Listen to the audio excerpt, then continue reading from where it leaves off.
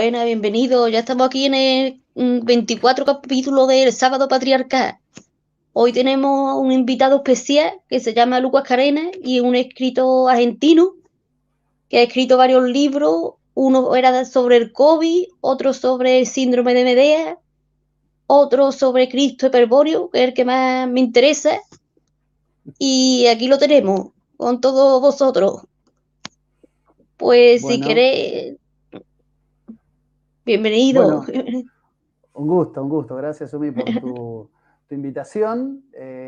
Me pareció muy interesante la propuesta, esto de sábados patriarcales, así que me pareció muy interesante participar de tu programa y un saludo a toda la gran madre patria, con las diferencias horarias que nos separan, creo que son 5 horas. Así que buenas noches para ustedes.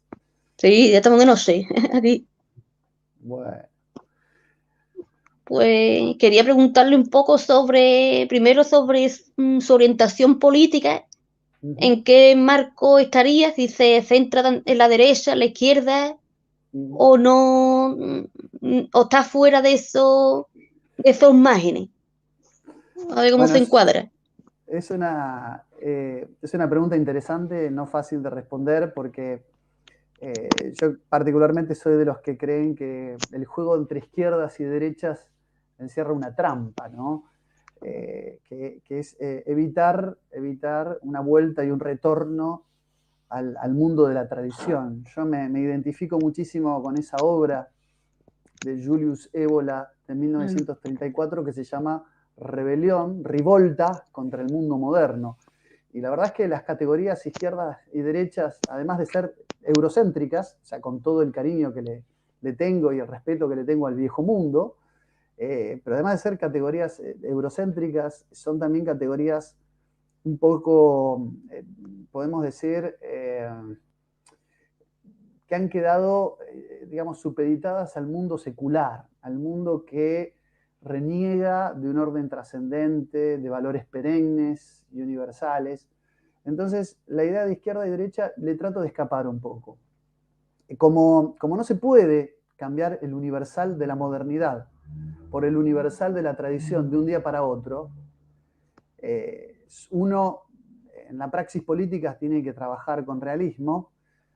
Adherimos a una doctrina, se llama, de la tercera posición, que no tiene que ver con la tercera vía, como se puede llegar a confundir.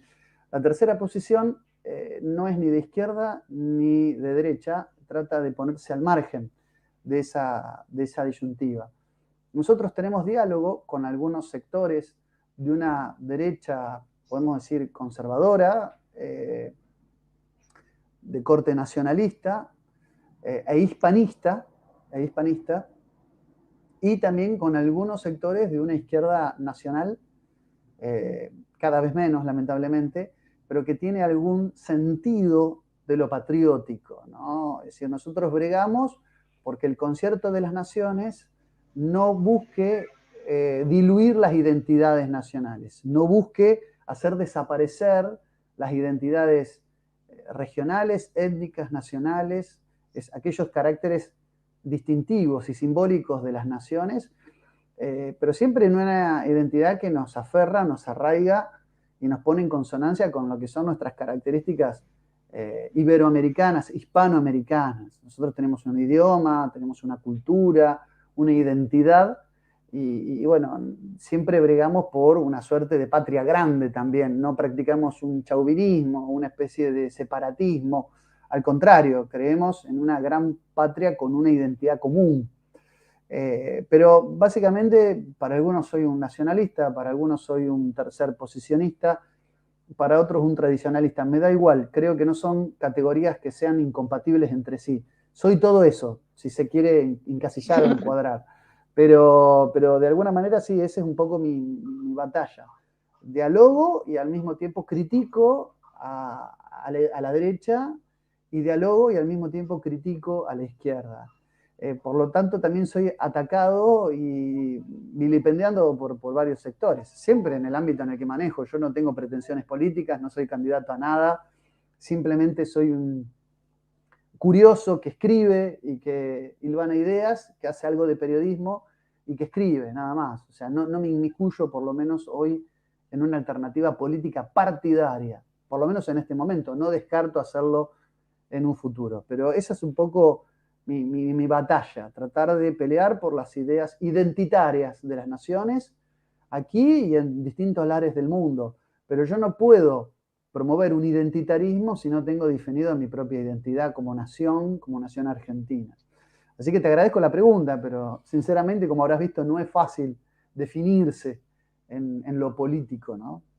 Sí, también escuché que se definía como un nostálgico del Ajá. mundo anterior, que por eso quiere luchar contra este mundo moderno. Y entonces, pues, Sí, también vi eso, que se definía así.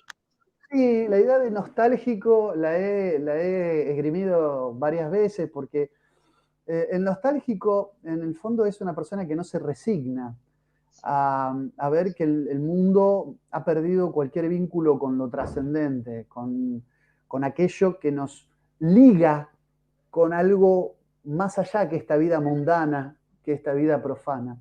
Entonces el nostálgico en el fondo mira con un recuerdo, con algo de añoranza y al mismo tiempo de nostalgia, un mundo donde con sus bemoles, con sus pros y sus contras, la palabra era lo mismo que un contrato. Decir algo y cumplirlo era lo mismo que firmar un contrato, donde los códigos de caballería, donde los códigos de honor estaban vigentes, ¿no? Entonces con eso me identifico y por eso miro con cierta nostalgia el mundo clásico y mal llamado oscurantista medieval, ¿no? Porque al contrario, creo que fueron periodos de una grandeza y de una elevación del hombre del que el mundo moderno debería todavía aprender muchísimas cosas.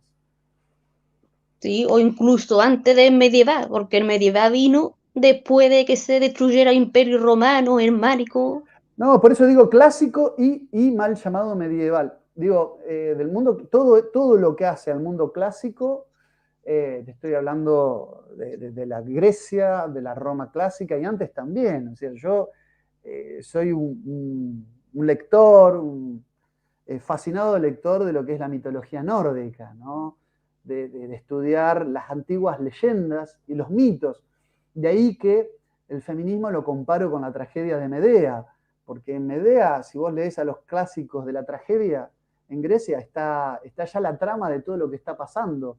La ruina de nuestro occidente ya está de alguna manera anticipada, vaticinada por los grandes tragediógrafos de la clásica Grecia, Sófocles, Esquilo, bueno, Eurípides, que escribe Medea y que te muestra a la mujer que, despechada porque un hombre la maltrata, mata a sus propios hijos. Eso es un poco lo que pasa con la cuestión del aborto hoy en el mundo.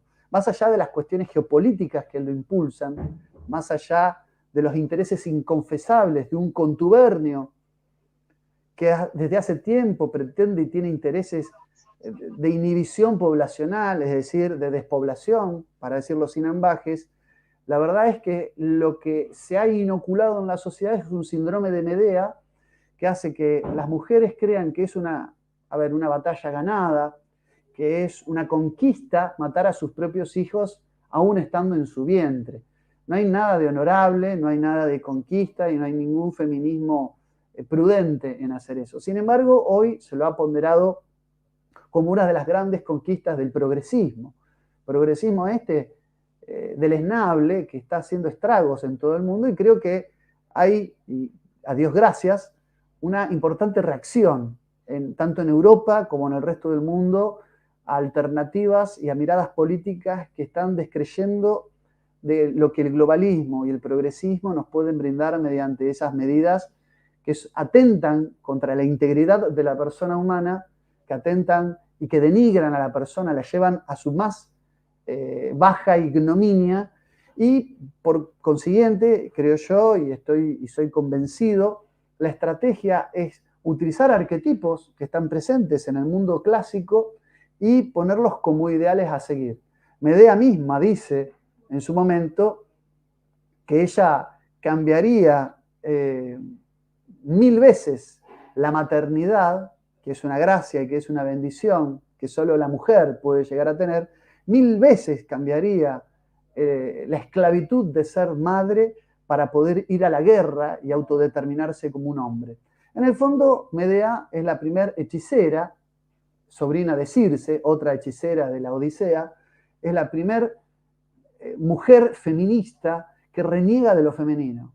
Medea aborrece el rol de la mujer y considera que dar a luz y parir hijos es una especie de estereotipo, de rol asignado que le ha traído a las mujeres nada más que desgracia. Por lo tanto, considero yo, y es muy importante dejarlo recalcado y remarcado, que ya en el mundo clásico los grandes dramas de nuestro tiempo están definidamente retratados, acabadamente relatados. Y eso implica desafíos. Por eso la idea del mito como mera alegoría, o el mito como mera fabulación, o el mito como mera imaginación, como mera leyenda, yo soy muy crítico. Creo que el arquetipo mitológico encierra verdades que se repiten en la realidad, son estructuras como si fueran aquellos esqueletos o exoesqueletos que en la historia se van repitiendo y son esos denominadores comunes que en el inconsciente colectivo están presentes. Hoy el síndrome de Medea, que es una enfermedad diagnosticada por psiquiatras, es de lo que adolece a nivel colectivo toda nuestra sociedad. Es decir, se está queriendo hacer ver a la sociedad como portadora de un arquetipo de Medea en el que la mujer vengadora y la mujer emancipada es una mujer que no se venga de aquel que es el hacedor de sus males, aquel que la ultrajó, que es Jasón, el famoso héroe de las argonáuticas, sino que ella es una heroína y se fortalece matando a los más débiles, que son sus hijos, Feres y Mermero. Por lo tanto, es decir, en Medea lo que está, ya está figurado, ya está prefigurado aquello que quieren hacernos pasar como el ideal de mujer. Una mujer que hoy, pese a que los niveles de violencia contra la mujer se han incrementado, se han,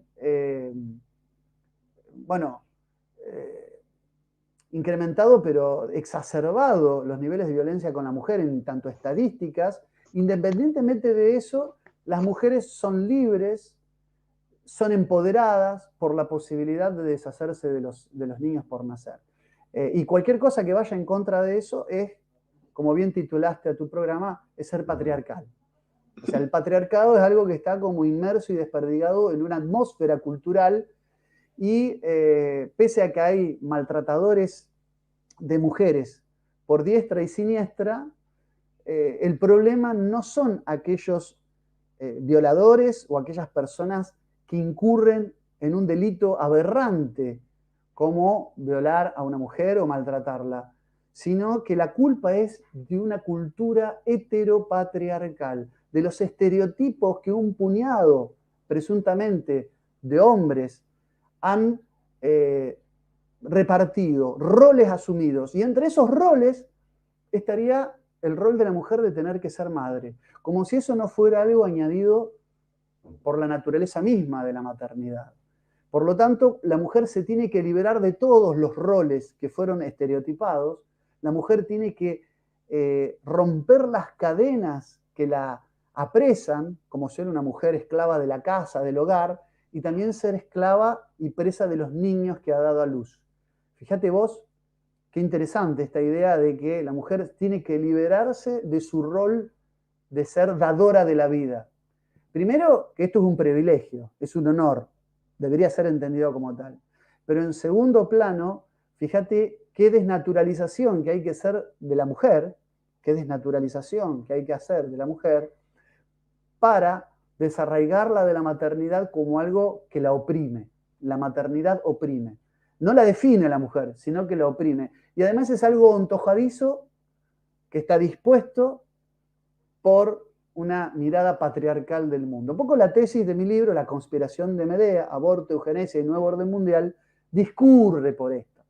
Después podemos abundar más sobre lo que ese libro dice, pero digo, básicamente la tesis es que se ha instaurado un modelo previo a la legalización de las prácticas abortivas que hace de la mujer que aborta una heroína que se emancipa, que se libera y que logra cierta independencia de roles predeterminados por el patriarcado, incluso entre ellos estaría la posibilidad de ser madre, ¿no? Es terrible.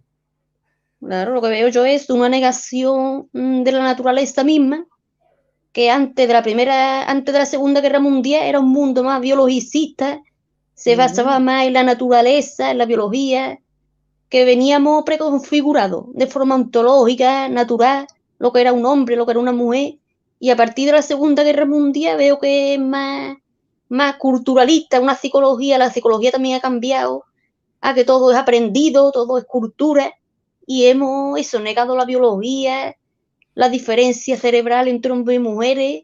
Yo he estudiado psicología y lo vimos, pero de forma muy, en una asignatura de neurociencia, pero como de pasada, no se hizo un hincapié fuerte entre más trastorno, que hay más trastornos, que los tipos de trastornos psicológicos más en las mujeres, la frecuencia que hay, los que hay más en los hombres, no se hace una categorización, no se hace hincapié en esa categorización, sino se da de forma general los trastornos que hay, pero no se clasifica qué trastorno tienen más las mujeres, qué más los hombres, o qué características de personalidad suele tener más las mujeres o los hombres, sino que parece que queremos neutralizar los géneros o los sexos y no ahondar en la diferencia. Y claro, y todo eso, pues, también me recuerda lo de esto de la Adán y Eva, que dicen que había un libro apócrifo de Lilith, que Lilith era la que hubo antes de Eva y se rebeló contra el orden patriarcal, contra las órdenes del hombre, y Eva era la más sumisa, la que obedecía al hombre, que salió de la costilla. Entonces parece que estamos encarnando el mito ese de Lilith y queremos revelarnos de eso, del orden establecido, porque creemos que es algo que nos han impuesto los hombres, en vez de pensar que la naturaleza pues, nos hizo así, con esas cualidades, de tener hijos, de ser padre, esposa. Entonces lo vemos como que nos lo ha impuesto alguien y queremos ahora revelarnos haciendo todo lo contrario. Vos sabés que dijiste algo que es, por empezar, el tema de las épocas. Después de la Segunda Guerra Mundial, hay algo ahí que es clave. Justamente Simone de Beauvoir, que es la primera ideóloga del feminismo hembrista, por así llamarlo, Simone de Beauvoir escribe El segundo sexo en el año 48 y después todo lo que se sigue en esa línea, hasta escritos más actuales, de cuño estructuralista, como Judith Butler, en El género en disputa. El género en disputa, digamos, en ese recorrido que hay, aparece esta idea de lo femenino como una construcción, como si fuera un armado cultural. No se es mujer, llega uno a serlo, como si nada del orden natural tuviera injerencia en lo que es la definición de lo masculino y de lo femenino. Esto primer punto. Después, otras cosas que arrojaste que son interesantes, entiendo lo que es las diferencias entre el hombre y la mujer, las diferencias en las patologías, que tiene que ver en realidad con, desde las neurociencias está demostrado. Hay un libro que cito siempre que se llama Cerebro de varón y cerebro de mujer, de Natalia López Moratalla, donde explica que desde los primeros días de gestación, el feto, por su ADN y por la presencia de testosterona en el caso del varón, las primeras semanas de gestación, estamos hablando de un embrión que está empezando a adquirir los rasgos y las características, ¿no? Que es persona desde el momento mismo de la concepción, pero que empieza a desarrollarse y a evolucionar dentro del útero materno. la presencia de testosterona genera algo que se llama dismorfismo cerebral.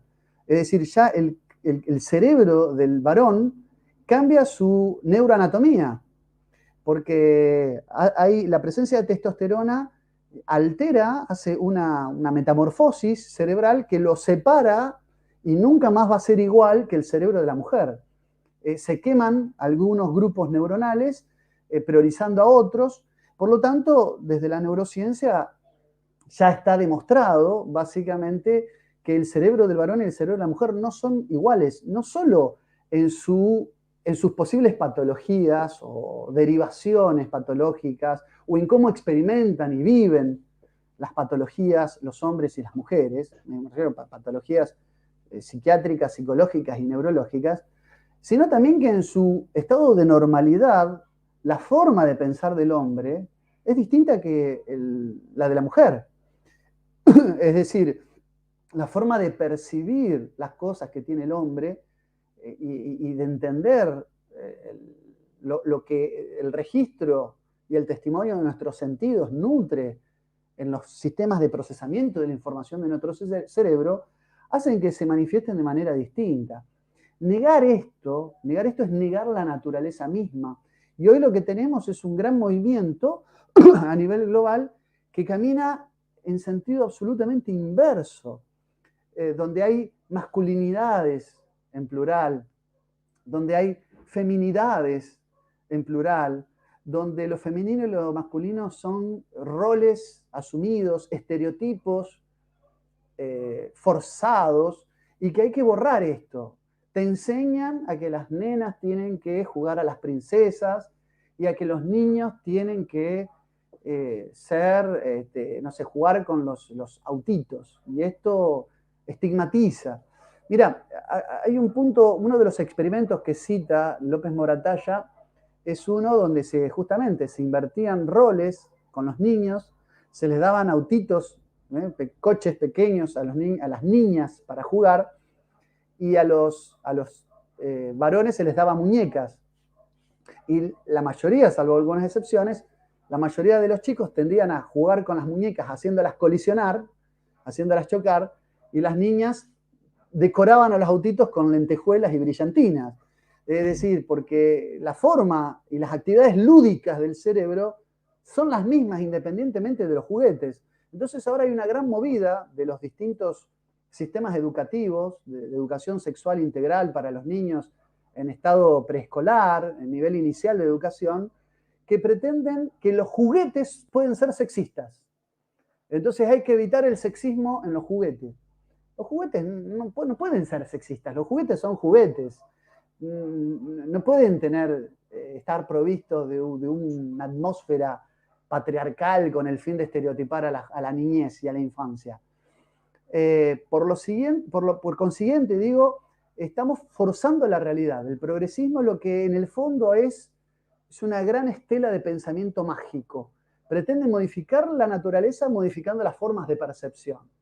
Hay un experimento del doctor Mannix, de un niño, el famoso caso de David Reimer, el niño sin pene, el famoso, que intentó demostrar que el sexo es algo netamente cultural y educar a un niño que por una, desgracia del destino sufrió una amputación peniana, si lo educaba como una mujer, iba a ser una mujer. Obviamente que el experimento fracasó en todo plano, fue un terrible fracaso.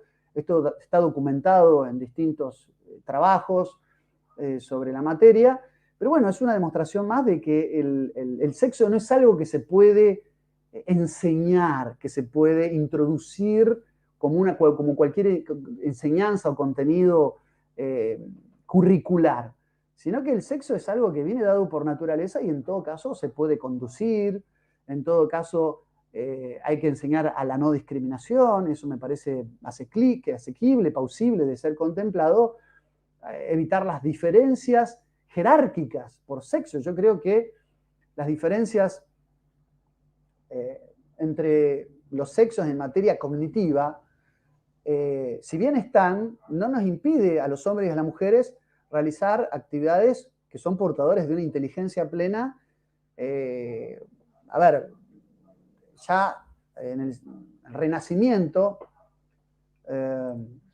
François Pollard de la Barre, ¿sí? O de la Barre, bien pronunciado, fue un sacerdote católico que escribió el primer documento, el primer ensayo, negando la diferencia entre los sexos biológicos, sobre todo para desempeñarse en la vida política, en la vida civil. Eso creo que es algo que ya está superado. No se le niega hoy la posibilidad a una mujer de acceder a cargos públicos, ni mucho menos de desempeñarse en tareas que requieren de la inteligencia para desempeñarse. El feminismo reclama un techo de cristal, de que no puede ascender a los más altos rangos dentro de las estructuras organizativas, tanto de las, de las empresas o del Estado, del aparato de gobierno, pero nunca reclama, fíjate vos, el piso de barro, nunca reclama el piso de barro, nunca reclama por trabajar dentro de una fundición o por meterse o inmiscuirse a trabajar en la minería, por ejemplo, donde puede quedar sepultado si algo mal sucede, ¿no? Y eso, en el fondo, es no un reclamo de igualdad, sino que esconde, o mejor dicho, revela lo que en realidad intenta esconder, que es un reclamo de privilegios y no de igualdades. Pero bueno, Sí, si vos querés, podemos hablar de Cristo Hiperbóreo, que sé que tenés un particular interés de abordarlo eso. No quiero tampoco... Sí, pero ese tema también, que hay estudios, por ejemplo, de Simón Baron Cohen, que hay un documental muy bueno que se llama La paradoja de la igualdad de género, el lavado de cerebro, y te cuenta cómo los países nórdicos llevan a eso al extremo, a esa neutralidad, quieren educar, eliminar todos los estereotipos sexistas y ser totalmente neutro. Ponen a lo mejor un juguete con ojos, pero no le ponen sexo, para ver si los niños juegan con esos juguetes sin saber ni siquiera si son muñecas o muñecos. Entonces lo lleva un extremismo que yo no sé qué quieren conseguir o quién está implantando ese extremismo. Y entonces pues, dice también él que ha habido experimentos con chimpancé hembra, con chimpancé en macho, y hacen lo mismo que las humanas, que los machos se van con juguetes pues, de construcción, de guerra, y las hembras se van con muñecas, las cuidan, que no solamente cosa de humanos, sino que también en los mismos animales se ve esa diferencia, que son naturales. Bueno, ya, digamos, estas mismas categorías, perdón, voy a conectar la computadora porque me estoy quedando sin batería.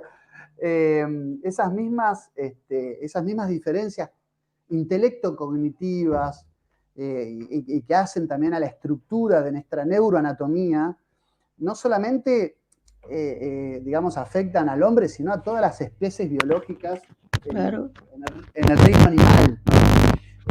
A ver, por ejemplo, si uno toma las mismas consideraciones que van desde la teoría evolutiva a las teorías etológicas de Konrad Lorenz, y uno ve parangones entre el mundo animal y el mundo biológico, están registradas las diferencias de la regionalización del cerebro. Por ejemplo, Broca estudió que el sentido del habla en el cerebro humano está de la tercera a la quinta circunvolución frontal izquierda. Entonces hay una localización del lenguaje. Bueno, obviamente que los movimientos y la activación y desactivación de grupos neuronales y todo lo que es la sinapsis neuronal en el cerebro está delimitado por cuestiones incluso de espacio, de anatomía y de anatomía del propio cráneo, sin caer, obviamente, en un biologicismo extremo, como si fuéramos César el Hombroso, por ejemplo, que pretendía, por ejemplo, describir la anatomía, por ejemplo, la anatomía craneal de los delincuentes, cayendo en una especie de biologicismo extremo, sin caer en eso, tenemos que decir que el cerebro está condicionado por la cápsula que lo contiene, por eso tenemos circunvoluciones, por eso el cerebro está todo como si fuera un acordeón, porque está como apretado en un lugar. Nosotros somos cosios. Nuestro cerebro tenemos un sistema nervioso que funciona centralmente, está centralizado, sus funciones están centralizadas, no somos como el molusco, como el pulpo o como la medusa, donde nuestro sistema de percepción está descentralizado, sino que nosotros tenemos un CPU centralizado, un ordenador donde la información va y donde la información vuelve a nivel de respuesta. Somos un sistemizado, sino que también ese sistema está permanentemente condicionado por nuestra estructura anatómica, y por eso también el cráneo se fue adaptando y fue modificándose. Por eso el ser humano tiende a la cabeza dolicocéfala, es decir, el cerebro crece desde la periferia al centro, perdón, del centro a la periferia y de atrás hacia adelante. Las partes frontales de nuestro cerebro son las más humanas. Es lo que se llama el neocórtex, el esquema neocortical, que es la parte más distintiva del ser humano, pero eso no quiere decir que conviva con un sistema límbico y con un sistema reptiliano, que son las formas más primitivas de nuestro cerebro y que compartimos con otras especies vivas, sobre todo con los mamíferos avanzados. Pero, como vos bien decías, los grandes homínidos, los grandes grupos de homínidos, los orangutanes, los gorilas, los chimpancés, ya logran una inteligencia que les dan el rango cuasi de individuación. Ya, es decir, hay simios, primates, insisto, homínidos avanzados, que te miran con una expresión casi humana y que tienen comportamientos casi humanos que podrían ser confundidos con los de cualquier persona. Por lo tanto, esto valida y convalida la idea de que nosotros estamos condicionados por la naturaleza. Y fíjate que hay que ser muy cuidadoso, Umi, con las palabras. No estamos determinados por la naturaleza, pero sí estamos condicionados por la naturaleza. Lo mismo, estamos condicionados por la sociedad y la cultura, pero no estamos determinados por las construcciones culturales o socioculturales. Por lo tanto, no somos, bien digo, un mero constructo social, por lo tanto, no somos una mera construcción, una mera edificación sobre bases endebles de usos y costumbres inmersos en la sociedad. Si nosotros fuéramos eso, seríamos el producto de una ingeniería social aberrante. No seríamos dueños de nuestra conducta y no podríamos tener un albedrío. La sociedad nos condiciona. Nosotros acá, ahora para este streaming que estamos teniendo, por ejemplo, no estamos haciéndolo en cualquier idioma. No estamos hablando en cualquier idioma, estamos hablando en español castellano, más precisamente. Y eso nos permite comunicarnos. Y el idioma nos condiciona nuestra forma de pensar. Seguramente que la forma en que articulamos palabras es la forma en la que articulamos pensamiento. Pero pero es una sumatoria de ambos factores. Nos une que hablamos y compartimos el mismo idioma. Nos separa, por ejemplo, de que yo soy hombre y a lo mejor estoy condicionado, no determinado, por elementos que me definen en mis características y en mi masculinidad, cosa que a vos no. Entonces, lo que hay que evitar acá son los determinismos. Y creo que el progresismo que pretende que la sexualidad es una construcción social cae, como todo determinismo es malo, en un determinismo sociológico o sociocultural, ¿no? Por eso hay que ser muy cuidadoso y evitar estos determinismos, porque realmente son formas de simplificar la realidad que la mayoría de las veces es muchísimo más compleja. Sí, de esto también habla Steven Pinker en un libro que se llama La negación de la naturaleza humana. Y habla de esto mismo, que la psicología misma ha evolucionado de eso, de biologicista, ahora un constructivista total. Y entonces bueno, ni siquiera hay consenso en la propia psicología, no se da una rama La psicología evolutiva, por ejemplo, que es la que veo yo que es más realista, esa es la que yo pienso que debería de darse en todas las universidades y no que cada psicólogo da su propia teoría, otro más biologicista, otro más constructivista, que al final salimos de ahí, de la academia, que cada uno tiene su propia teoría en la cabeza y no hay una rama, mmm, una oficial que te diga esto es lo que es la realidad, sino que la psicología se ha vuelto las ciencias sociales, estas que no tienen validez ninguna, no sé por qué se financian de forma pública, que hemos perdido el norte. La ciencia ahora mismo está perdida el norte y la psicología igual. No Bueno, sé cómo estará por tu país, no sé. no, no, las universidades se han convertido en usinas de adoctrinamiento. Entonces, la educación lamentablemente está al servicio de intereses espurios que buscan confundirlo todo y requieren primero de una disolución de las identidades. Buscan que los académicos salgan desorientados, extraviados, con una falta total de ciencia, de cientificismo. A ver, por decirte un ejemplo, el otro día, espérate que lo busco rápidamente. Claro, que conocemos más a Jadis Barley que al Monish, que tú has dicho antes del experimento de Reime. Ese se ha tapado, no lo conoce nadie, y nada más Ajá. que se le da bombo a Simón de Beauvoir, a esta Jadis Barley. Uh-huh. Mira, te leo la Universidad de Buenos Aires, ¿no? Para que vos veas Sí, lo que puede el progresismo. La Universidad de Buenos Aires, que es la universidad estatal más importante de la Argentina, la que maneja el mayor de los presupuestos, que supo forjar en su momento, hombres de ciencia, dicta un curso de posgrado, la Facultad de Psicología, vos que estudiaste psicología, se llama Curso Virtual, Epistemología no binaria, la biopolítica del siglo XIX desde los feminismos del Abya Yala.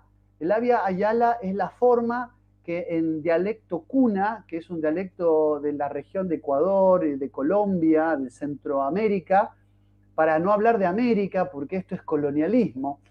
Eh, es decir, digamos, los feminismos de Abya Yala, queer y cyborg, el sujeto de la fármaco-porno-tecno-biopolítica en las eras de la criptomoneda. eso que... Pará, te vuelvo a repetir el título del curso, porque digamos, es maratónico leerlo. Cuando terminás de leer esto, tenés que tomarte vacaciones para descansar. Epistemologías no binarias. Esto es lo que enseña hoy la Universidad de Buenos Aires. Epistemologías no binarias. La biopolítica del siglo XIX, desde los feminismos Abya Yala, queer y cyborg, el sujeto de la fármaco-porno-tecno-biopolítica en la era de las criptomonedas. ¿Qué? Esa es la ciencia que hoy se enseña en el pleno siglo XXI en las más altas casas de altos estudios. Y lo que buscan es esta, ¿no? Esta es la cuestión del no binarismo, del igualitarismo extremo, de la ideología queer, de la bandera multicolor, porque es una forma de diluir las identidades. La idea es que seamos transhumanos, ni hombre ni mujer, y además que nos identificamos con cualquier bandera. Fíjate que esto del indigenismo, de decir Abya Yala a América o a Iberoamérica, decirle Abya Yala es una forma de destruir la identidad hispanoamericana con una suerte de neoconservadurismo pro-aborigen de nuestras antiguas tierras precolombinas o prequilombinas, como decía el padre Castellani. Y por otro lado, que quilombo en Brasil eran los prostíbulos, fíjate que donde todo el mundo estaba con cualquiera, ¿no? Por otro lado, habla de identidades no binarias, habla de queer, habla de biotecno, fármaco, porno, biopolítica. Es decir, en el fondo, esta ensalada también lo que busca con la ideología queer es que todos asumamos una bandera multicolor, ya sea de los pueblos originarios o de identidades, minorías sexuales, que no sé si, pero lo que intentan es darle un globalismo. La idea del internacionalismo y de abrazar nuevas identidades, nuevas banderas, a cada una de ellas se le da justamente las pinceladas de lo multicolor para que no se parezcan a ninguna bandera nacional. O sea, esa cuestión no están dadas por una identidad, qué sé yo, las aspas de Borgoña, que representan a la hispanidad tradicional. No, están dadas por nuevas formas que niegan todas las banderas, porque en el fondo la bandera multicolor es la no bandera, es el no símbolo. Entonces, acá lo que hay es una depreciación de los rasgos identitarios que no buscan la preservación o la conformación de nuevas culturas, sino que lo que buscan es la anticultura. Y yo lo veo con preocupación. Por eso lo que vos decís, Umi, respecto de la universidad, es que se han convertido en rediles ideológicos de la más baja calaña que obedecen a intereses inconfesables de otras usinas a nivel internacional para tratar de destruirnos y dejar tierra arrasada en materia cultural, identitaria y de espíritu soberano y nacional, ¿no? Y yo lo veo con preocupación, con mucha lástima. Ya a mi edad esto a mí no me genera ningún efecto, pero a las nuevas generaciones les puede generar confusión y es, no tengas dudas, lo que pretenden. Buscan generar una confusión a los más jóvenes, a los que están en edad de formación y a los que están forjando su identidad o anti-identidad ciudadana. Están generando una contraidentidad ciudadana. Y eso es lo que tenemos que combatir y es por lo que tenemos que dar la batalla, ¿no es cierto? Claro, y eso influye en que cada vez haya más transexuales, porque el porcentaje de transexuales ha aumentado, de homosexuales también, cuando antes había muchos menos. Entonces eso también está confundiendo a las personas, es someterlo a ese ambiente de por todos lados, tanta propaganda de esta multicolor, como si estuviera de moda ser transexual. Eso afecta a los más vulnerables, a los más jóvenes, y a lo mejor tú estás confundido y ya enseguida te marcan el camino y ya te dice que eres transexual, en vez de dejarte un tiempo de reflexión, en vez de meterte los bloqueadores hormonales desde pequeño, que te dejen reflexionar, porque todos los adolescentes pues hemos tenido, cuando hemos sido adolescentes hemos tenido confusiones de todo tipo, entonces parece que nos quieren marcar un camino para que eso gastemos dinero, porque ellos ganan dinero con las operaciones, con los bloqueadores, y lo convirtió en eso, en una moda, en movimiento. Lo que antes a lo mejor era un trastorno de disforia de género, ya los quieren sacar del DSM, igual que la pedofilia también la quieren sacar. Todo parece que está todo marcado por una agenda. Claro, claro, está marcado, como dice Roberto Castellanos, acá en Argentina, el primer objetivo es generar una anticoncepción cultural. Si uno promueve la ideología queer y se genera la transexualización de las sociedades, lo que tendemos es a inhibir la reproductibilidad de la sociedad. Las sociedades no se reproducen.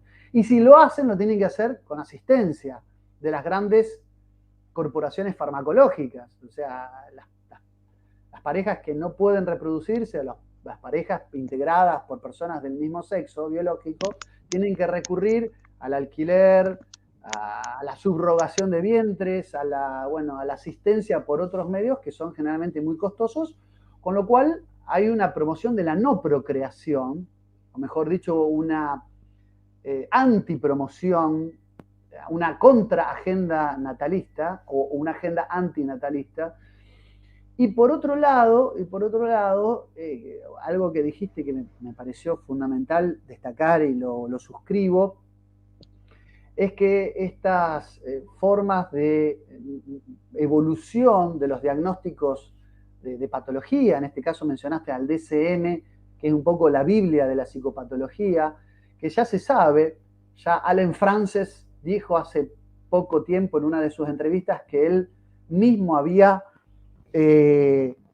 sido partícipe en obviamente conflicto de intereses con las grandes farmacologías e industrias farmacológicas, farmacocorporaciones, quise decir, para aumentar el grado de patologías, para incrementar la patologización de las sociedades, y dejarlos supeditados a tener unas sociedades, bueno, anestesiadas, narcolépticas, bajo el influjo de sustancias que enriquecen a las arcas de estas megacorporaciones. Y por otro lado también para, bueno, ya lo dijo también Leon Eisenberg, que él había creado el trastorno de hiperquinesis o de desatención en los niños, el tema del síndrome desatencional en los niños, para meterles Ritalina. Y hoy tenemos muchos niños con problemas coronarios que los diagnostican hiperkinéticos y les dan Ritalina, o al revés, los sobrediagnostican con patologías como el autismo, que no están probadas, para meterles medicación y psiquiatrizarlos. Esta psiquiatrización forzada es control y es una falta de libertad con la que se enriquecen también muy pocas manos. Y además una cuestión es que hay una selectividad donde la homosexualidad, es verdad que fue tomado en algún momento como una patología psicológica, psiquiátrica, dejó de estar en estos manuales y vamos camino también a que otras posibles aberraciones como la pedofilia también dejen de estarlo y que sean prácticas asumidas culturalmente como aceptables, como que son cosas que van cambiando de acuerdo al tiempo, los usos y las preferencias de las personas. Entonces también hay un ataque a la infancia, hay un ataque a nuestros hijos, hay un ataque a las juventudes. Entonces hay que estar muy atento con esto, porque el DSM no es no es un manual inocente, justamente estereotipa y a nivel universal fija las patologías, pero también hay un exceso, ¿no? Es decir, las últimas versiones, las últimas ediciones de este manual ponen al luto o a tomar café en exceso como patologías psiquiátricas, dignas incluso de ser medicadas. Y hay que tener mucho cuidado con esto, ¿no? Sobre todo cuando sabemos que esto está siendo impulsado por agendas internacionalistas y por megacorporaciones que se enriquecen con nuestra salud, o mejor dicho, con la imposibilidad de que tengamos una vida natural saludable, ¿no? Esto es muy importante. Suscribo esas cosas que vos dijiste que creo que son sumamente graves. Vale, y para dejar el tema este de síndrome de Medea, una última pregunta es, por ejemplo, ¿por qué antes las mujeres éramos diagnosticadas con histeria y ya parece que ha desaparecido, ¿no? Ahora a lo mejor está disgregada en otro trastorno histriónico, límite. Entonces, yo tengo la teoría de que a lo mejor no ha desaparecido, sino que lo han disgregado en varios trastornos, pero que seguimos, a lo mejor algunas lo tienen, ¿no? Pero que ya no se clasifica como histeria de forma general, sino que le han puesto ya otros nombres, otras clasificaciones, sobre todo las del tipo B de personalidad, las que están en la clasificación B, que suele ser eso, los histriónicos, límite, los narcisistas. Entonces creo que estamos ahí, que no se ha eliminado la histeria, sino que se ha convertido en otro tipo de trastorno. Porque eso me parece muy extraño, que antiguamente nos llamaban histéricas o que padecíamos de histeria y ahora ahora desapareció eso. Entonces, para mí es extraño ese tema. Sí, No sé si bueno, tendrá que ver con eso, con Medea, un poco la locura femenina, no sé si tendrá que ver. yo creo dos cosas. Primero, estoy de acuerdo en que puede haberse disgregado lo que antes se encuadraba en la primer forma de neurosis, cuando se empezó a estudiar y a definir la idea de neurosis, la primera forma que adquirió es el de histeria, y era algo que al principio se le atribuía exclusivamente a las mujeres. Luego la idea de neurosis histérica no fue privativo de la mujer ni de lo femenino. De hecho, cuando Freud iba en los sanatorios de San Petrier junto a Charcot y aplicaban la neurosis para hacer curaciones de mujeres que se desconocía bien cuál era la patología que tenían, se discutía si su problema era neurológico, si eran epilepsias o si eran convulsiones o tenían alguna parálisis producto de alguna afección neuronal, o sea, si había un componente orgánico en esa patología, o con los recientes, trabajos en psiquiatría y además Freud, que introducía también algo que era el psicoanálisis o la psicología profunda, pretendía demostrar con la hipnosis de que no, que una persona hipnótica en estado de hipnosis podía moverse perfectamente, pero que cuando volvía a estar consciente, tenía una parálisis o no podía mover alguno de sus miembros. Se le atribuía a la mujer y se relacionaba, de hecho, histeria viene de la palabra histerium, que viene de útero, exactamente. Creo que era Aristóteles, ¿no? Que decía que se movía el útero y eso es lo que no producía la histeria, ¿no? Exactamente. Aristóteles, ¿no? Creo que era. Por eso es una patología que ya desde la nominación, desde lo nominativo, remite a la mujer, a lo femenino, porque es una patología del útero. Pero fue la primera forma que le permitió a la psicología entender a la neurosis como algo, como una enfermedad de la mente y no del cerebro. Es decir, cuando se estaba forjando la idea de que existía la patología psicológica o psiquiátrica, es decir, una patología de la psiquis, del alma de la persona, y ya tratar de desprenderlo de la ciencia médica neurológica.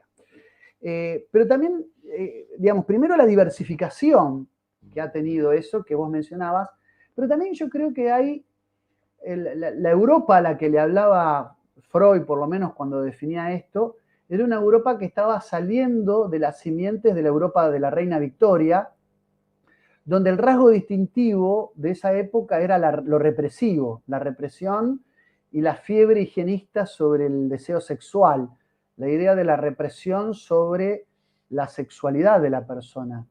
Hoy vivimos también en una época donde el rasgo distintivo es la angustia, es decir, la posmodernidad, esta idea de modernidad líquida de Bauman, de era del vacío de Lipovetsky, esta idea de muerte de los grandes relatos de François Lyotard, esta idea cada vez más arraigada de un hombre que ha perdido la capacidad de ser hacedor de su propio destino, que ha perdido las metas, las expectativas.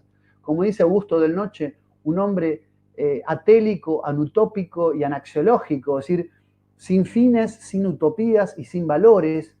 Esta idea de un hombre que ha perdido el horizonte y la capacidad transformadora de la realidad, que no se siente protagonista de su propia existencia, la fuga en el instante, esta idea de pensamiento débil que nos trae Gianni Bátimo, esta era de la seducción de la que hablaba Jean Baudrillard, estoy hablando de todos autores postmodernos, hace que el hombre abandone ese mundo caracterizado por un psiquismo diezmado y amenazado por la sociedad represiva de la naturaleza biológica humana.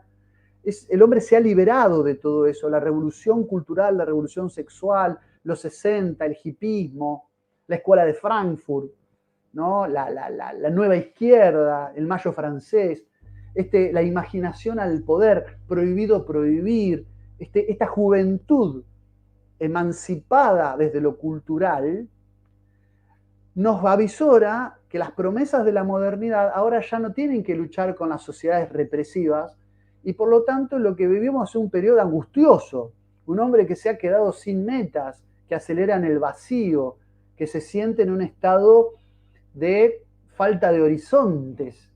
Y entonces también creo que la histeria ha quedado un poco en desuso por la prefiguración de la subjetividad que nos imponen los desafíos del siglo XXI.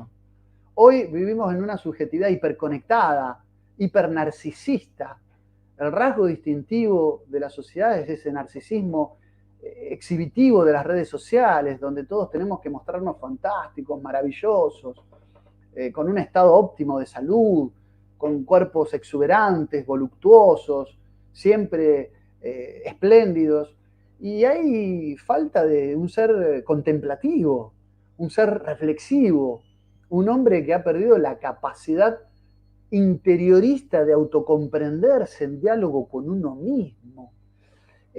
Por eso también creo que no estamos en una época donde la histeria va a ser la vedette, como lo fue de alguna manera, en el sentido de que va a ser la vidriera del estudio del psiquismo humano, sino que ahora estamos en un momento histórico que se caracteriza por un hombre que ha perdido el sentido de las cosas, que se pregunta por el sentido de su existencia, que incluso lo ha logrado todo en términos materiales, que lo ha logrado todo en términos profesionales.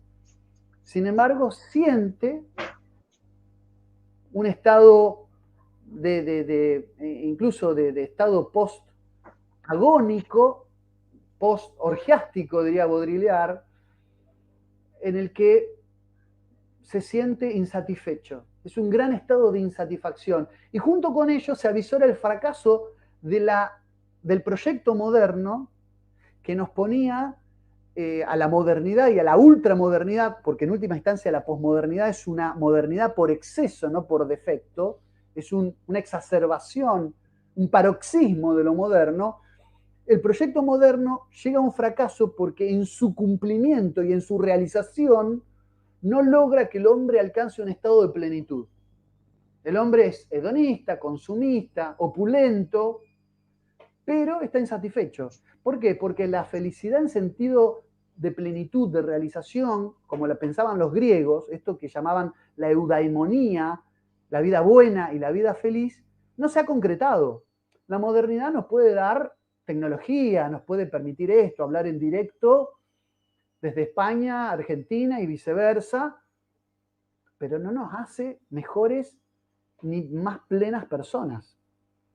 Y creo que por eso, de alguna manera, es que hoy esas cuestiones de la histeria no son las que más gobiernan o las que más abundan, las consultas clínicas de personas que van a visitar a un psicólogo o a un psiquiatra. Me parece a mí, es una apreciación Sí. por el espíritu de la atmósfera de época que se percibe y que se respira, ¿no?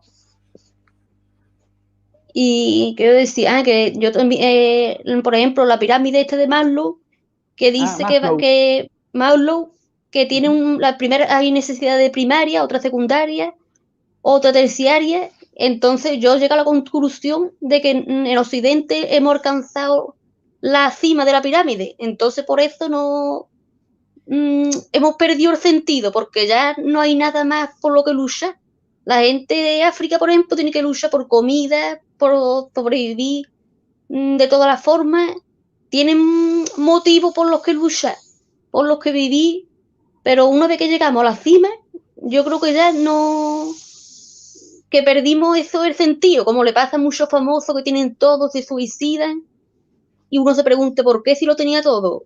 Pues yo creo que es por eso, porque una vez que lo tiene todo, por el ser humano ya pierde el sentido de vivir. Yo creo que tenerlo todo al final no es tan bueno como nos han contado. Sí, el occidente moderno, el signo actual del occidente moderno no es pelear por su liberación del yugo de nada, sino que tiene un problema endémico, tiene que pelear contra su propia decadencia. El problema del occidente moderno es su estado de decadencia, no la lucha por la liberación de nada. Es una cosa que hay que entender. Por eso está la idea esta de Occidente contra Occidente. Occidente se cuestiona a sí mismo, respeta las tradiciones arcaicas del mundo de Extremo Oriente, pero reniega de sus bases cristianas, reniega de sus religiones ancestrales, echa por tierra cualquier tipo de espiritualidad propiamente occidental y aboga, ¿no?, por ideas que en última instancia son autodestructivas. El progresismo forma parte para mí es la bandera que tremolea la sintomatología de la autodestrucción de Occidente. Pero claro, es así, yo estoy muy de acuerdo con esto. Y también escuché en un vídeo suyo, una entrevista, que decía que el progresismo era el hijo del liberalismo, porque primero vino el liberalismo y eso permitió que surgiera el progresismo. Bueno, lo que pasa es que esto no lo digo yo, lo dicen los mismos autores de la revolución cultural, el mismo Gramsci, cuando escribe sus diarios, él dice que le debemos al mundo moderno el carácter, la búsqueda del carácter revolucionario, emancipatorio, la idea de emancipación, que es una idea muy kantiana, pero que está impreso durante todo el siglo de las luces, en toda la ilustración, esta idea de la emancipación, de la libertad como emancipación, como liberarse como libertad negativa, salir del yugo, liberarse del yugo de un otro que me oprime, y que le debe a la reforma protestante la inmanencia, el inmanentismo. Entonces, en el fondo, el relativismo de valores que vivimos hoy, es, digamos, del progresismo, es producto y consecuencia de la burguesía, de la ideología pequeño burguesa liberal del siglo XVIII. Es decir, el progresismo es un hijo del liberalismo. Y esto lo dicen los propios cultores de la progresía, por varios motivos, porque en ellos, por ejemplo, se figura la idea de una moralidad consecuencialista. ¿Qué significa el consecuencialismo? Que todo está bien excepto que perjudique a otro. Mientras que no molestes a otro, podés hacer tu vida. El consecuencialismo lo que hace es que lo bueno y lo malo es relativo, por eso hay un relativismo en el consecuencialismo, y es relativo a qué, respecto de qué es relativo. En relación, es poner al obrar humano en relación a las consecuencias que acarree sobre otros. Entonces, yo lo que puedo obrar es cualquier cosa que se me ocurra mientras no perjudique a un otro. Y acá hay dos problemas. Uno, que no hay un obrar que pueda ser indigno. Por ejemplo, la zoofilia. ¿A quién molesta la zoofilia? Mientras que no lastimes al animal, la zoofilia podría ser una práctica legítima. No importa si eso denigra a la persona. Es decir, no hay una moralidad que nos puede llevar a caer en la deshonra, en la ignominia. Segundo, el consecuencialismo y el relativismo posmoderno, progresista, hoy diríamos también vinculado a la socialdemocracia moderna, y a una centro derecha meliflua también, el consecuencialismo también presenta una suerte de indiferencia con el otro, porque el decir que yo obro bien mientras no moleste a otro es también es una suerte de decir que no me importa el otro. Es decir, no hay un compromiso con el otro. El bien obrar tiene que ser me entrego al otro, busco el bien del otro activamente, no el mientras no moleste, el mientras no haga daño, porque ese mientras no implica un desapego y una indiferencia respecto del otro. Yo no, ahí está lo del nostálgico, no me resigno a creer que el bien obrar sea solamente el no molestar a otros, hacer lo mío sin molestar a los demás. Yo creo que el sujeto moral es un sujeto reflexivo, pasible de arrepentimiento, por ejemplo, pasible de enmienda, es decir, aquel que se arrepiente por algo que hizo mal y vuelve y lo hace bien, o aquel que entrega directamente su vida al servicio de los demás. Ahí está la moralidad con la que yo quiero comulgar y quiero creer que no se ha extinguido. No hay lugar en el consecuencialismo, del relativismo, de los valores del mundo ultramoderno, lugar para eso, para una vida de entrega, de compromiso con un otro. El otro es alguien del que tengo que prescindir al punto tal de reducirlo a un conviviente al que tengo que evitar molestar. Como si se tratara de un consorcio, viste que entre los vecinos, mientras que vos respetes los espacios comunes, vos tenés que tratar de vivir en armonía con tus vecinos, con los demás, molestar lo menos posible. No. El bien obrar tiene que ser un compromiso activo por hacer a los demás que vivan mejor, que estén mejor, ¿no? Y eso se ha perdido, se ha disuelto en este mundo decadente en el que hoy estamos viviendo.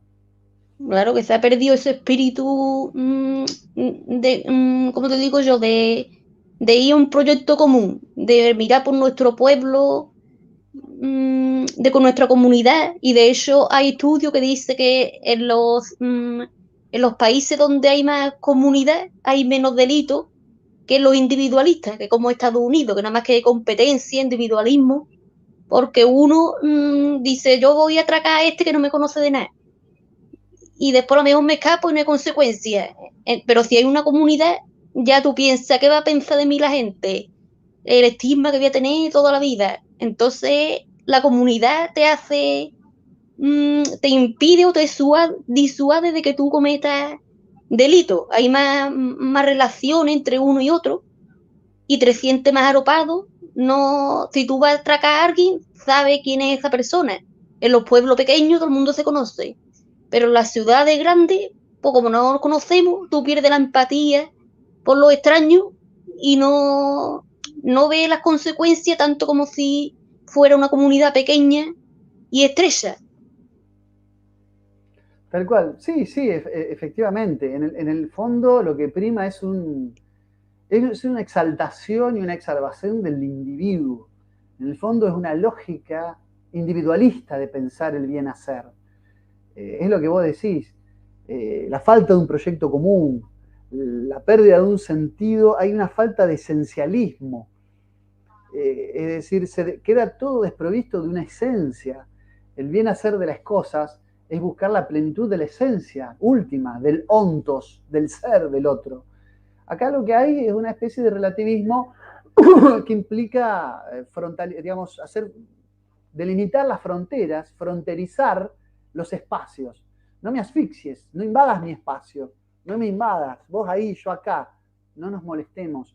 Eso es muy individualista y es una lógica con el que el progresismo no ha sabido dialogar.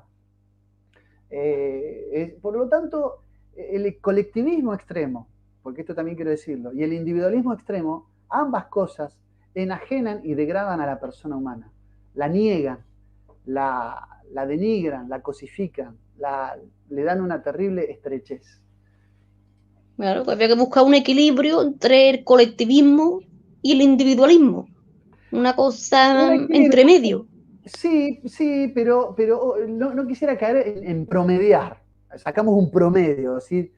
Como si fuera entre dos extremos, bueno, llegamos a mitad de camino. No, hay que superar la idea de colectivismo, hay que superar la idea de individualismo, la idea de comunidad organizada, la idea de una sociedad. A ver, ya los griegos cuando hablaban de polis, que eran las unidades políticas, eran unidades que eran reflejo del individuo. O sea, el individuo, el sujeto inmerso a la polis, se corrompía en la medida en que la polis era corrupta y viceversa. Por eso el delito de destierro era tan denigrante, porque cuando una polis te expulsaba era porque consideraba, so pena de juicio mediante, de que vos eras un corruptor de la polis, de la sociedad. La polis tenía que permanecer pura, y la polis a su vez era la agregación de familias, los antiguos oikos. El oikos era la unidad familiar, que construyendo lazos de solidaridad entre las distintas familias, organizaban una comunidad a lo que llamaban polis.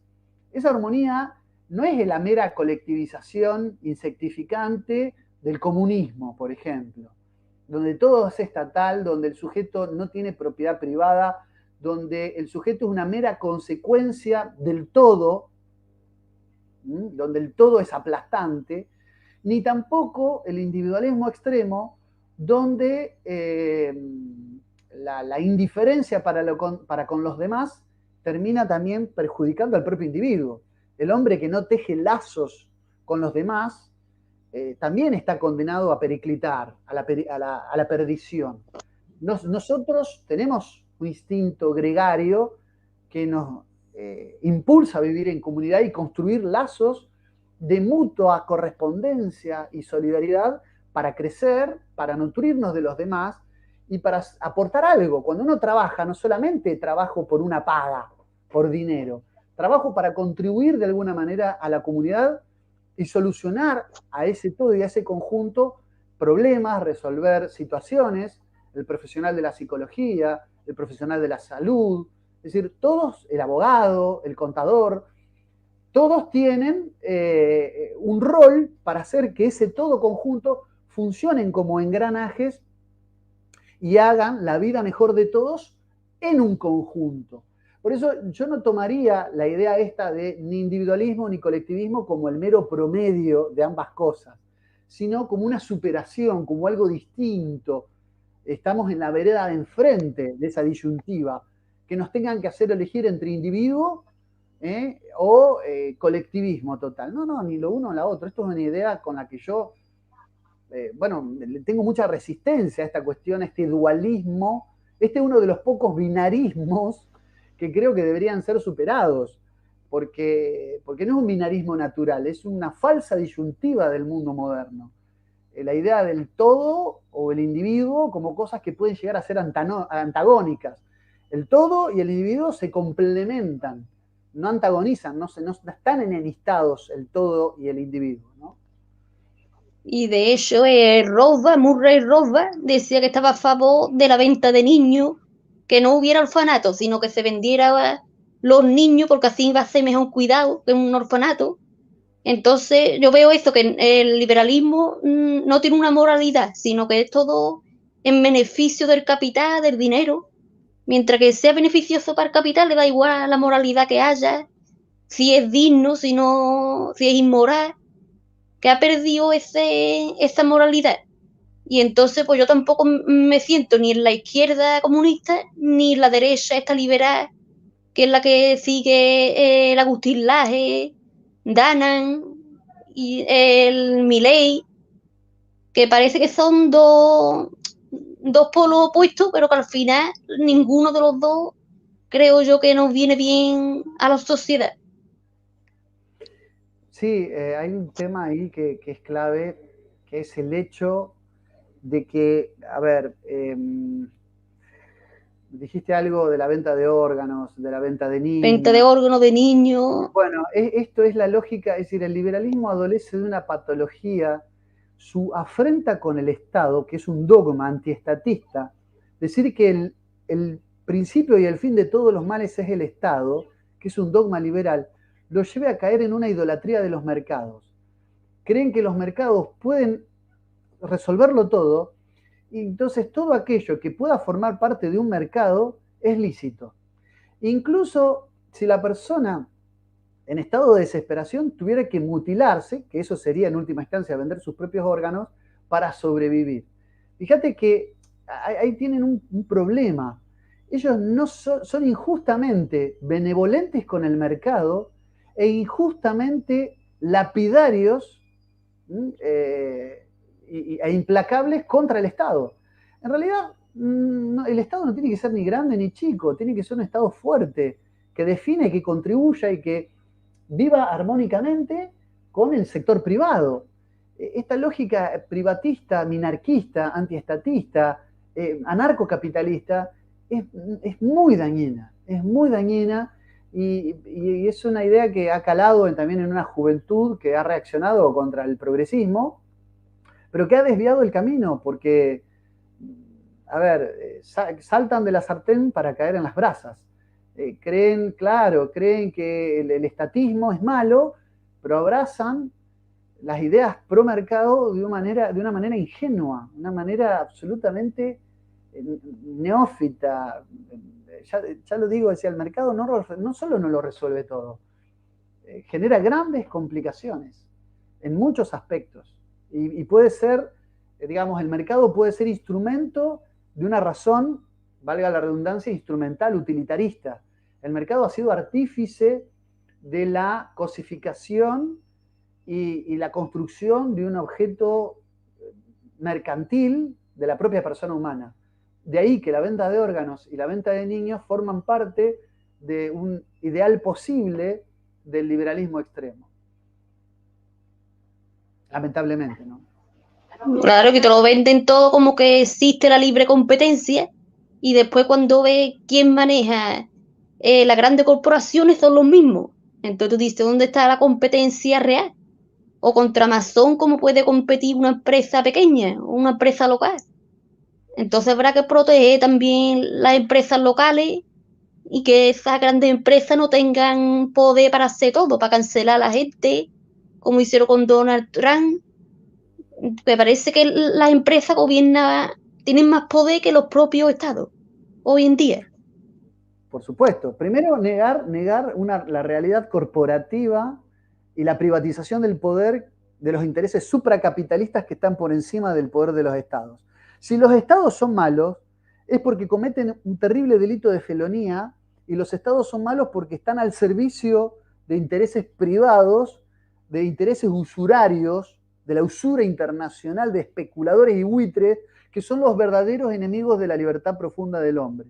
Primer punto. Segundo punto, los estados, es verdad que te roban con impuestos, pero te roban con impuestos para pagar las deudas que especuladores capitalistas privados que tienen incluso los bancos centrales que tanto detestan, como la misma Reserva Federal, para la emisión de billetes que mantienen a las economías supeditadas, subordinadas de rodillas, genuflexas a sus pies.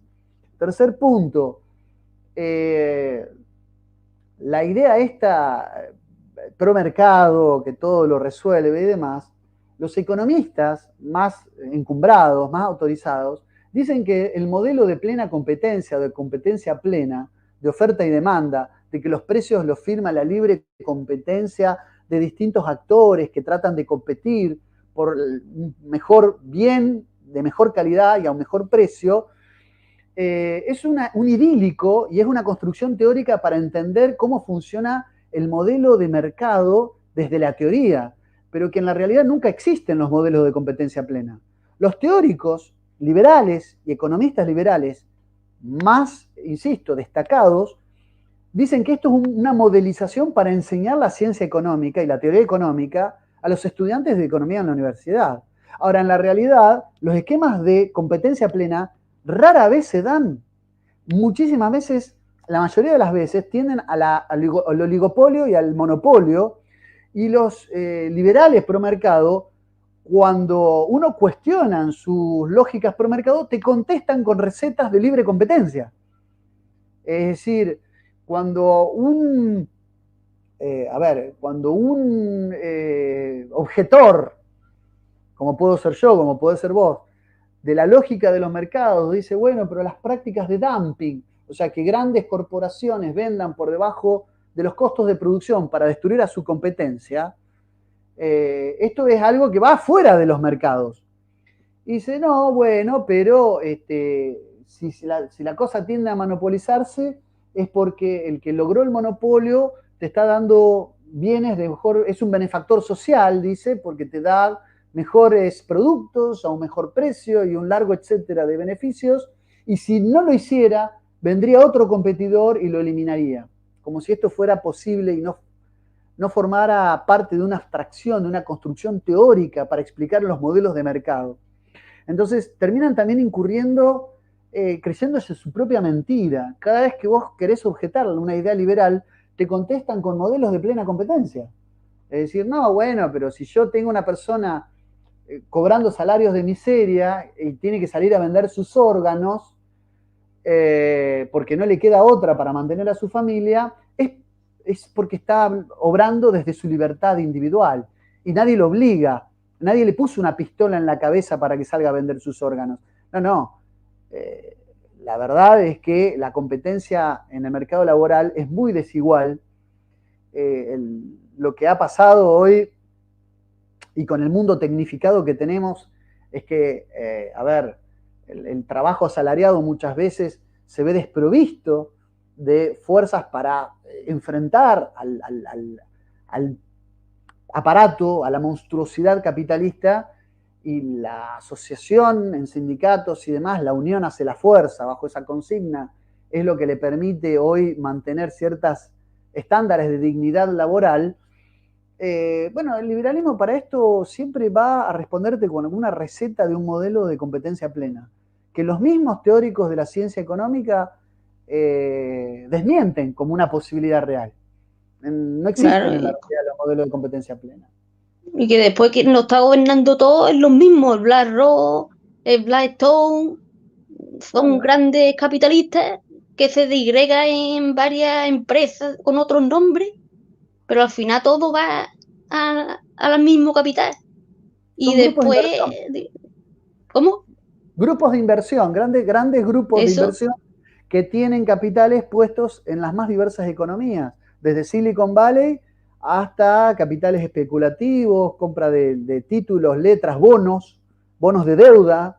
Es decir, en Argentina, por ejemplo, BlackRock es uno de los principales acreedores de la deuda pública, ¿no? Y nos mantiene a su merced. El problema es que no tenemos un Estado suficientemente soberano para enfrentarlo, no el Estado en sí mismo como problema. Y esto es una realidad que los liberales se niegan en general a ver. ¿Por qué? Porque tienen un dogma prefigurado, una lente que les impide ver si es estatal es malo, si es privado es bueno. Entonces, no reniegan de la existencia de algunos especuladores como George Soros, de algunos actores que pueden llegar a tener algunas fundaciones como la Fundación Rockefeller o la Open Society, pero en general su defensa al capitalismo recalcitrante los hace tener una miope visualización de que los enemigos de la libertad que tanto defienden los liberales no son los estados, sino privados, corporatizados, y agrupados en élites económico-financieras que han logrado doblegar las identidades soberanas de los Estados-naciones y las tienen a su merced. claro, porque las fundaciones de Soros son privadas. Y entonces se ponen Lógico. donde el Estado que lo permite, pues ahí se instala. En la universidad que la dejen. Y si hubiera un Estado fuerte, pues diría aquí prohibido Soros, como hacen en Rusia, que Uh -huh. está prohibido Soros totalmente. También han prohibido la pornografía en Rusia. Entonces el Estado yo creo que tiene una función muy importante para ordenar la sociedad, o promover ciertos valores, una cierta moralidad. Y, por ejemplo, también el liberalismo, por ejemplo, mmm, dice que siempre el producto mejor, el que se va a vender mejor, el que va a tener más éxito, y después muchas veces vemos que se venden porquerías, o como esto del arte invisible, que no vale nada, o estafas, pero como la primera vez novedoso, nadie lo conoce, pues todo el mundo lo compra, y después ven que no vale para nada, producto de esto milagroso. Entonces no quiere decir que el producto mejor, que el producto que más se venda no quiere decir que sea el mejor, sino que puede estar camuflado por mucha estrategia de marketing o por la misma novedad de que la gente no sabe si va a ser bueno o no. Uh -huh. Entonces hay mucho idealismo en la teoría del liberalismo que después en la práctica no vemos Uh que no -huh. se cumple. A ver, yo quiero aclarar esto. Yo no soy estatista, no le rendo ninguna pleitesía al Estado. Si el Estado es un Estado cipayo, como le decía acá Jaureche, un gran intelectual argentino, si el Estado es cipayo, si el Estado es entregador, si tenemos un Estado traidor, un Estado felón, yo soy anarquista, yo no quiero Estado. Si tengo un Estado que va a entregar a su pueblo y a su patria y a su nación, no quiero Estado. Soy el primer antiestatista. Ahora, así como no le rindo pleitesía al Estado, no le rindo ninguna pleitesía al mercado. No creo en el Dios mercado, porque no creo que los mercados sean esos intereses que tienen que venir de afuera, a los cuales nosotros tenemos que agradar. Esta lógica prostibularia de que nos tenemos que maquillar y ser lindos para que nos elijan y vengan a invertir acá.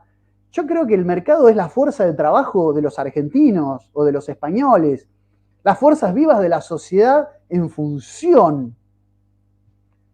Es decir, yo no necesito el oro de la banca especulativa, yo necesito el trabajo de seres humanos de carne y huesos comprometidos con el interés de la nación.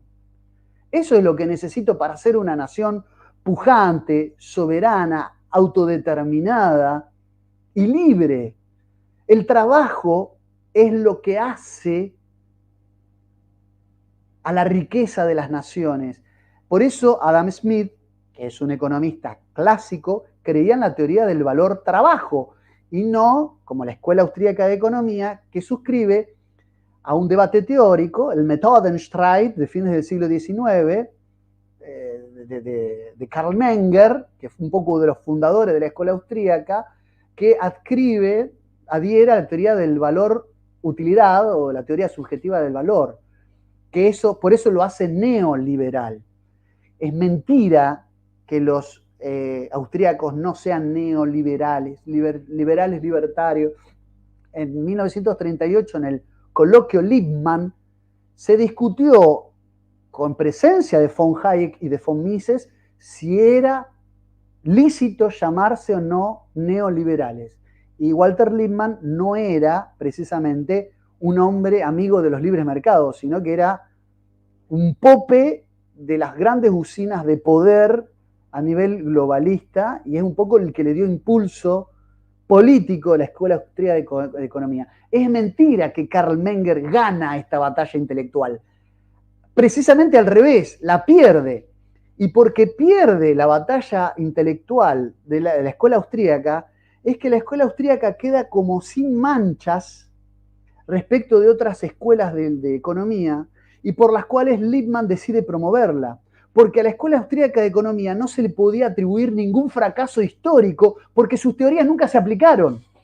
Y sus teorías nunca se aplicaron porque perdió la batalla intelectual con las escuelas historicistas alemanas.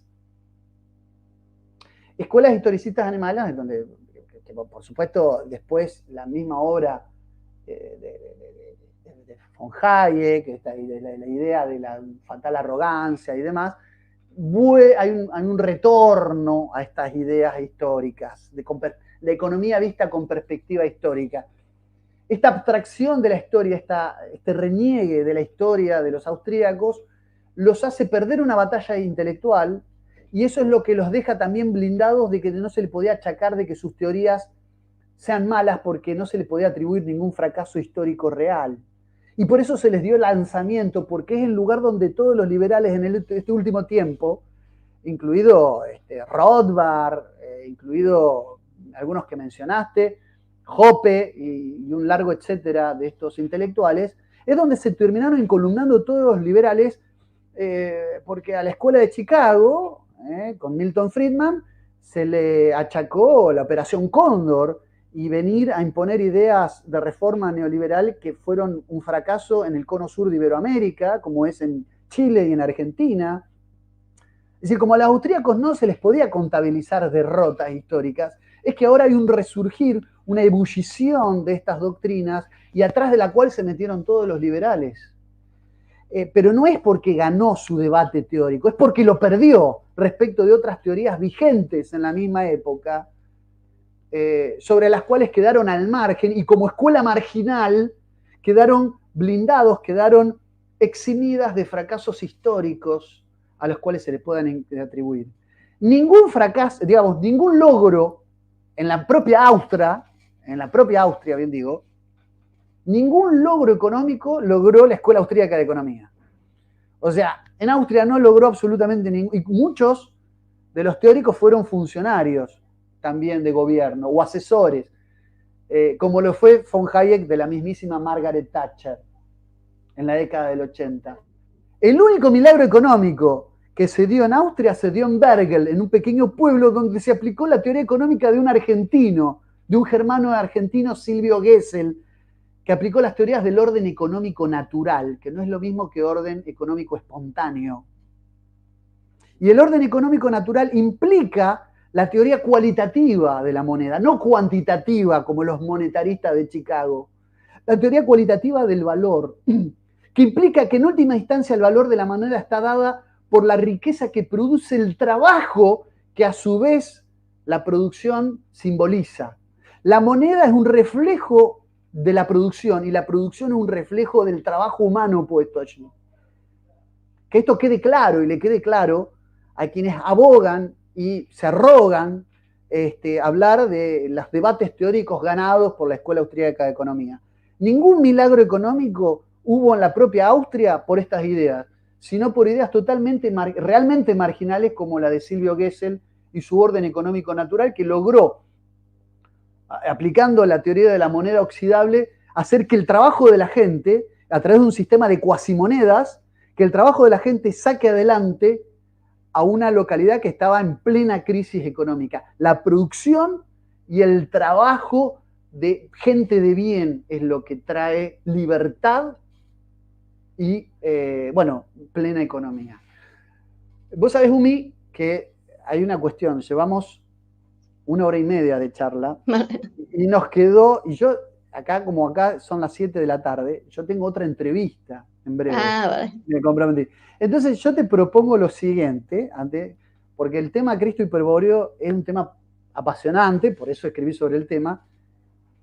Hagamos una segunda, Vale. ¿te parece? Una segunda charla y vamos, si querés, de lleno a la próxima a ese tema. Y ahí desplegamos hora y media más, no tengo problema, nos quedamos toda la tarde. Pero me da miedo que, digamos, esto se tornó tan interesante, este ida y vuelta y demás.